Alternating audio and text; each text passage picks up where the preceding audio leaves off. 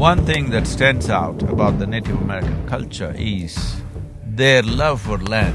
Only if land is good, we are good. Only if the soil is good, we are good. A few places that we passed through have been of great intrigue and significance as to what their capabilities were in terms of doing things beyond the body.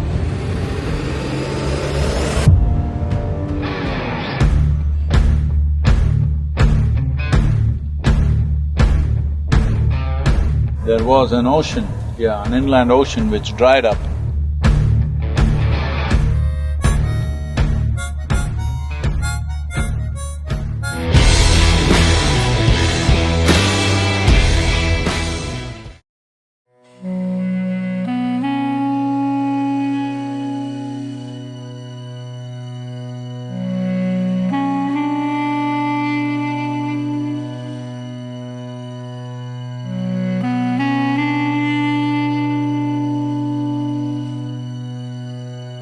Which direction are we going? We're going up this mountain This way, and then turning back? we'll start cutting back. Okay.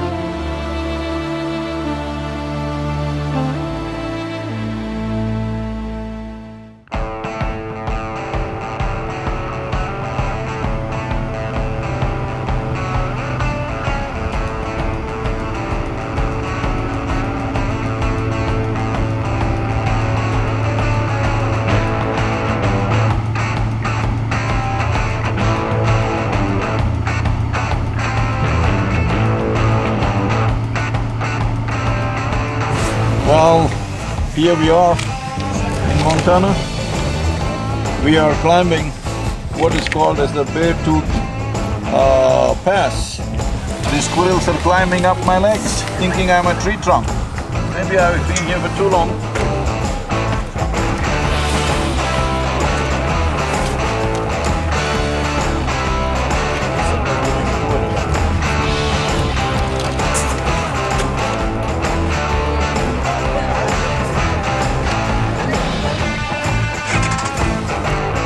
Finished. Yeah, you finished.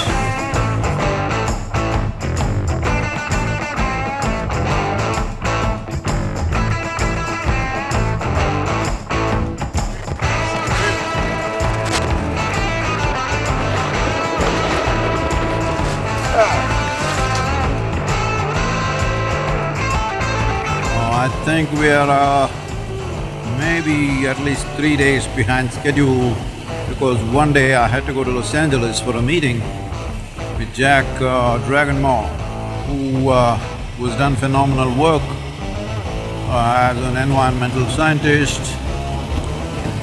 He has open-heartedly wanting to be a part of Kaveri Calling and the Conscious Planet movement and willing to support us in every possible way, which is tremendous support.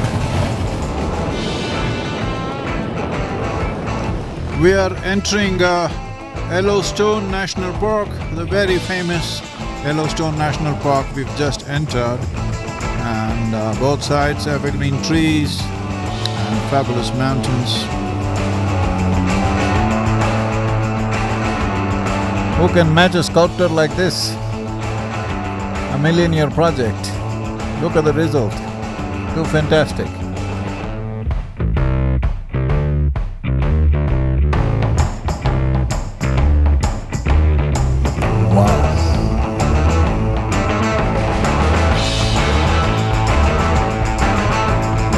Here we are at the Yellowstone National Park, 3,400 square miles of land, pristine, largely kept this way except for the roads.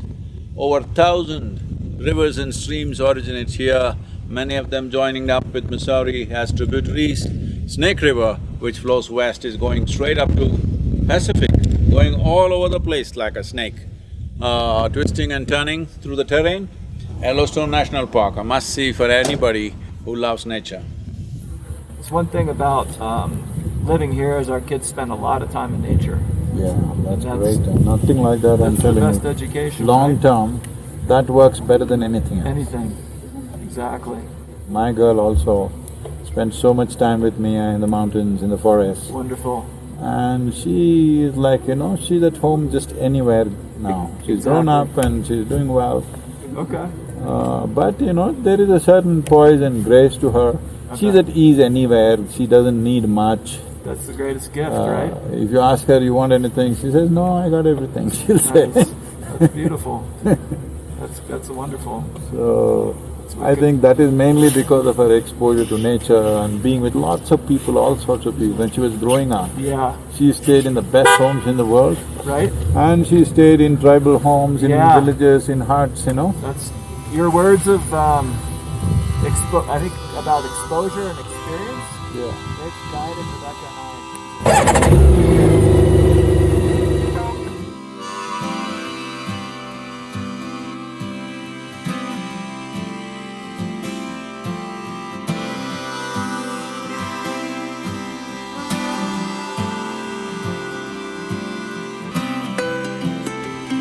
Already fall colors are out here in Wyoming, the trees are bright yellow.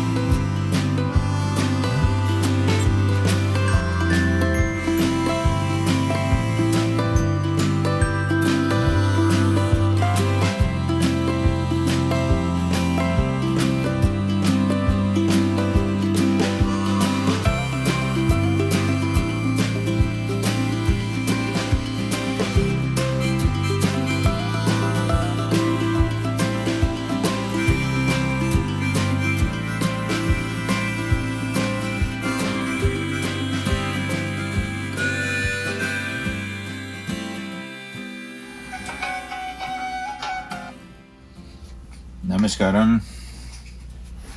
Namaskaram. How are you, baby? I'm good. How are you? Good. It's been a long ride today. More than 12 hours on the motorcycle today, so…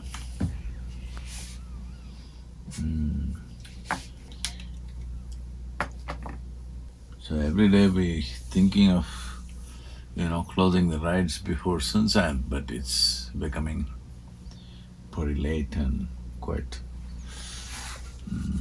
It's nice I'm riding so much, but grueling for everybody.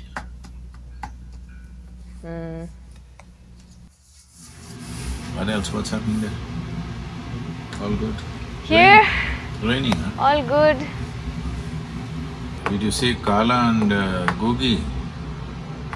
Yeah, they're losing some weight. They're not as fat as they used How are to they be. doing? They're doing well. They're doing okay. Lots of snakes, actually. Lots of birds. These birds and squirrels keep trying to come into the room.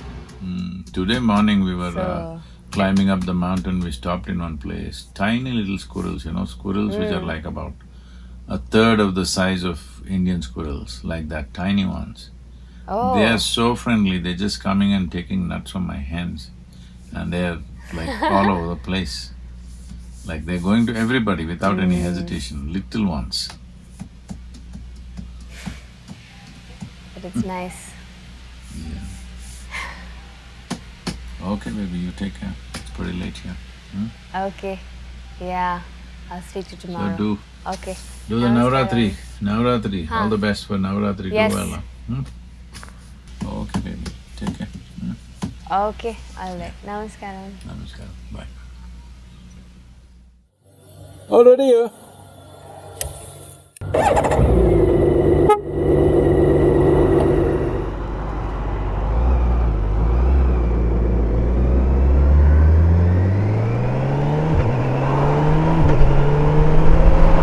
Today, we have to ride to Salt Lake City, which is about 5.5 hour ride, I think.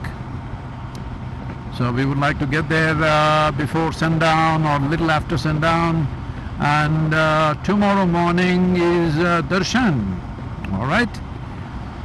So everybody be there for the darshan, ride with me.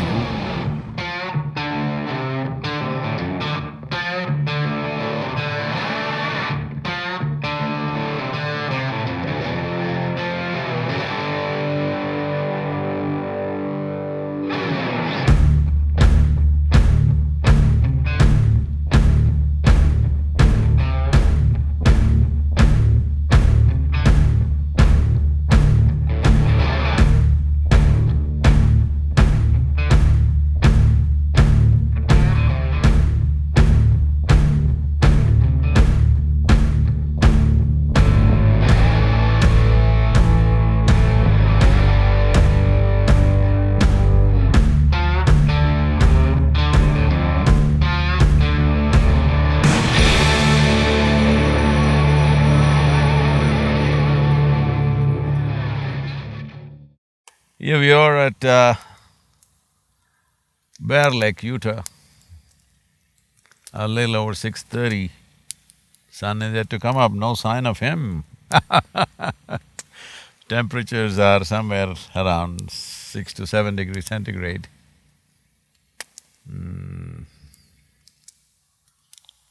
Fires all around me.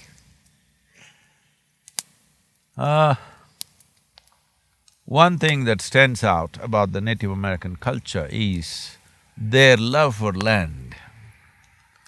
It is even inappropriate to say love for land because it is not that they love the land, they are the land.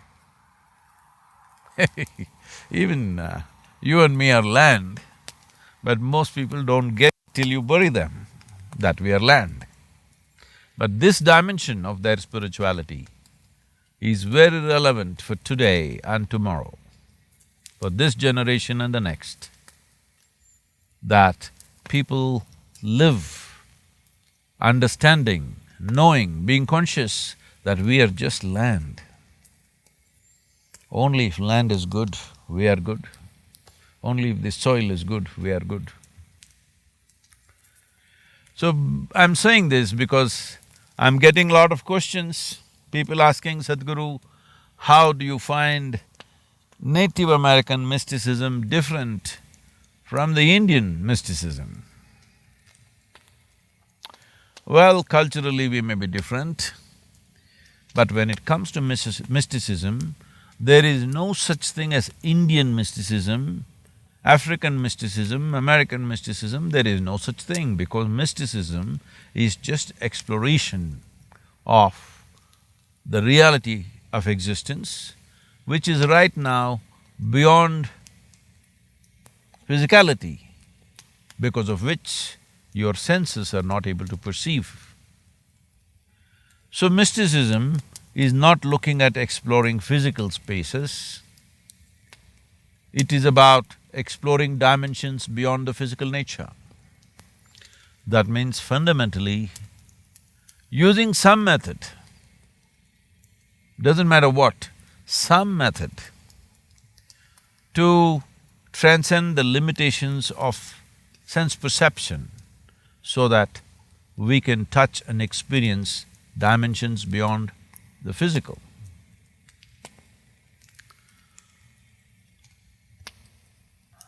So Native American mysticism is of a certain sort.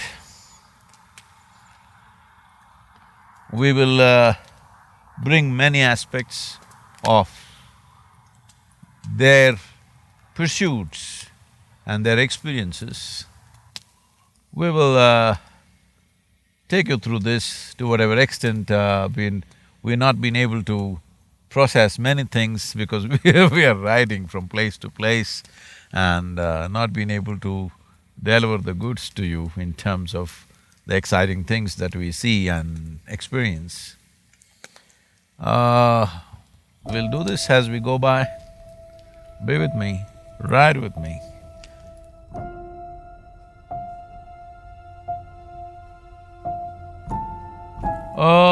today we decided not to ride because the Bear Lake and there's work to do, recording and stuff.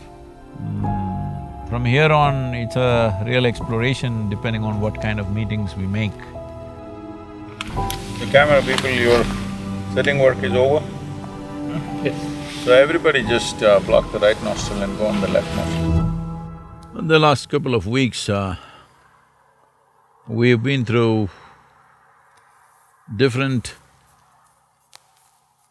Native American nations. A few places that we passed through in the last 2 weeks have been of great intrigue and significance as to what their capabilities were in terms of doing things beyond the body. When you do something beyond your physical existence, in a way, that is what is spiritual. There was human sacrifice in prevalence in that society.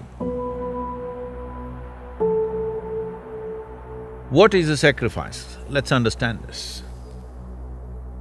There are only 3 ways to sacrifice. One thing is to cut your own throat or somebody else's throat and sacrifice the life itself, which is what these people did. Another way is to sacrifice parts of your body in terms of flesh, which was very, very prevalent in the Native American culture, that parts of one's flesh is offered as sacrifice. And just now we were in the Lakota Nation. We went to the site where General George Armstrong Custer fell in the battlefield, where he was killed. The Sitting Bull, who was the chief of Lakota, did not go into the battle. One thing is, he sacrificed 24 pieces of flesh from his arms. And his mother, who was a wise woman, said, after so much sacrifice and considering your age, you do not go to the battle.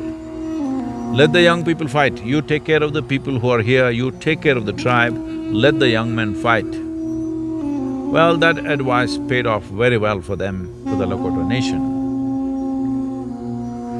So sacrifice of flesh has been in practice because if there is no sacrifice, you must understand the word sacrifice in the right context. It's not about destroying something, it's not about killing something, it is about infusing some energy into another dimension which needs that right now. But a more sophisticated way of sacrifice is that you are able to throw out a burst of your energy as a sacrifice. In a way, all initiations, consecrations are a kind of a sacrifice. This is an energy sacrifice, throwing it out.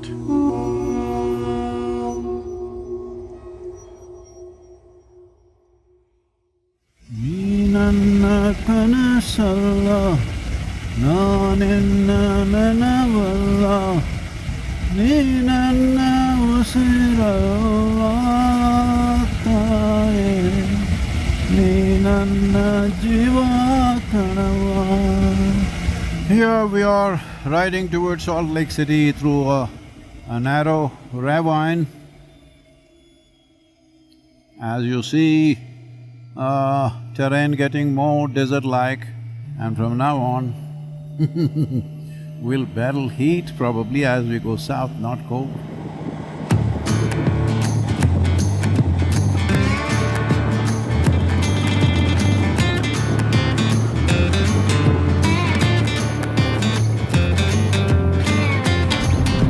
Here we are in Salt Lake City in Utah. The Utah laws are such that only if you're below 21 years of age, you need a helmet. If you're over 21 years of age, you don't need a helmet. Over 21 for sure, all right? So here you can see me riding without a helmet, perfectly legal, okay? This is an adult country.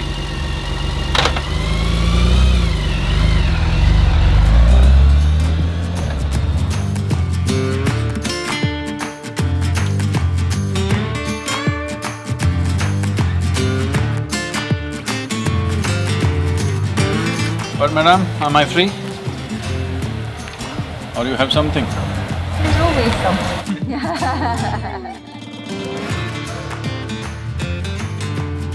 Hi there. Sadhguru. Hello, how are you? Welcome. See, everybody in different cultures have found their own ways of connecting to the deeper dimensions of life. The question is about how they do it. So if it is possible for you to describe something that you think is significant as to how it is done in this church, because Mormons started in America, that's why I would like to know. We make covenants with our Heavenly Father. We do that through baptism, where we take on the name of Jesus Christ. And then when we get married, when we choose an eternal mate or a mate that we want to be with forever, we get married in the temple. What is there in the temple? Is it like the image of Jesus or is it something else or some symbolism? It's so sacred that we don't talk about it. Okay, that's fine. And we don't worship Christ on the cross because we worship a living Christ rather than the crucified Christ. We believe he's still alive, he's been resurrected, he still guides his church today. That's the one that's the sacred building. What else would you say? We do not have ritual prayers very much. We have individual prayers. We would petition God. We would thank Him for our blessings. We would seek guidance from Him. We would seek specific blessings for ourselves and for others. You're going to know more about this church than most members. Yes, you will if you… That's the idea. Thank you very much for this conversation. Thank you very, very much. Thank you very much, ma'am. Safe travels. Thank you. If all of you just stand here, don't come too close, stand here, leave space, they'll take a picture. Face that way, children in the front. Thank you, Sadhguru, for stopping by. Get new trousers, huh?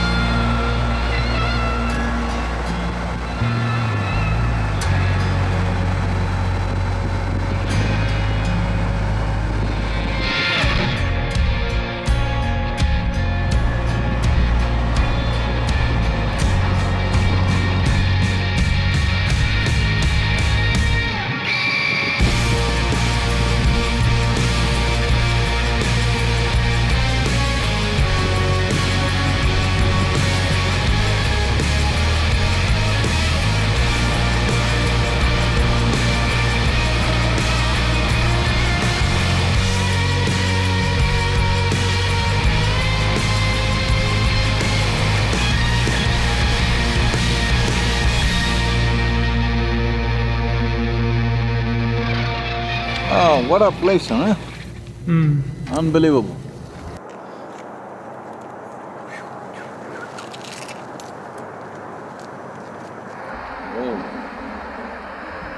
it was India, they would have said these are 5 Panchapandavas sitting there.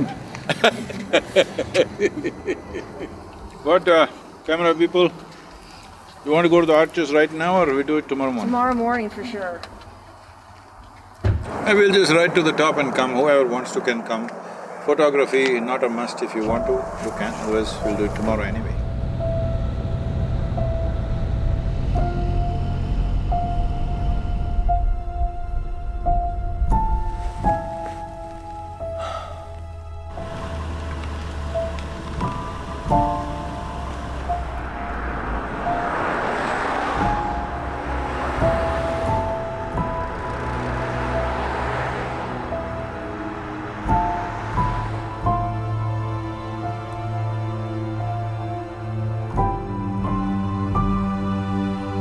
But that place, so powerful, I all had goosebumps sitting there.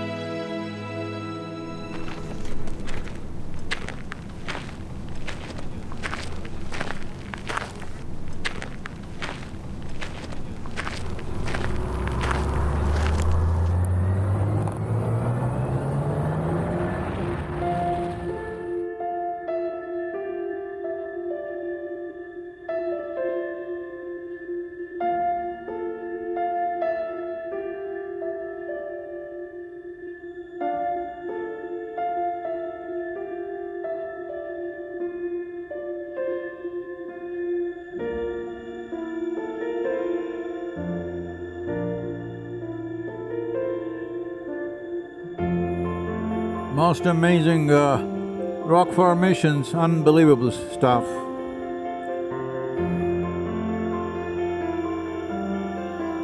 Wow, I don't know if cameras can ever do justice to these rocks.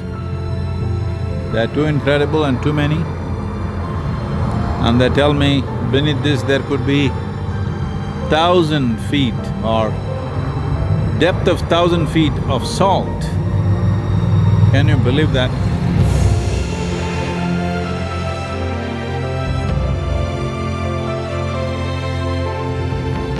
Unbelievable that there was an ocean, an inland ocean which dried up, and this whole belt is a salt belt. And I came here yesterday and even now it gives me goosebumps.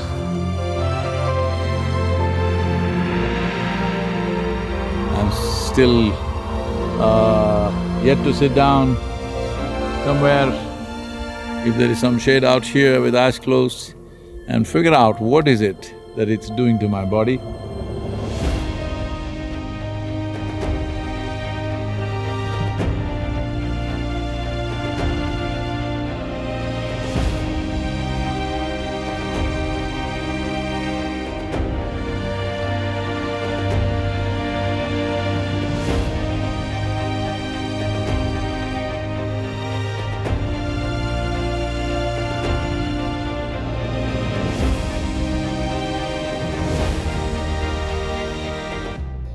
They're like living things, these rocks. They're very much alive in so many ways, I don't know. It's just impossible to find a logical expression to what they are. What is he looking at? Hello, man. Hello, what are you? I like your goggles. What are you? Right now, right here, man. I like your goggles. Really? What about me? Huh? Wait, like me? the microphone camera!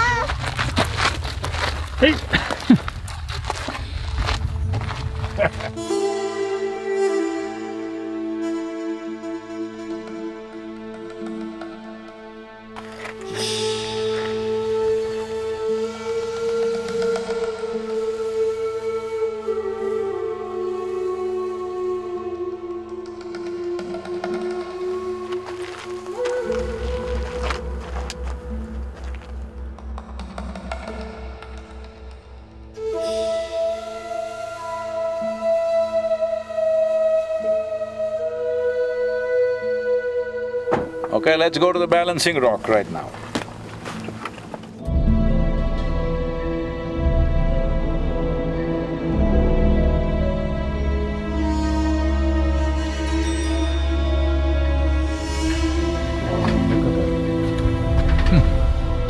Look at the loose rocks upon which it's sitting and the way the arrangement happened, huh?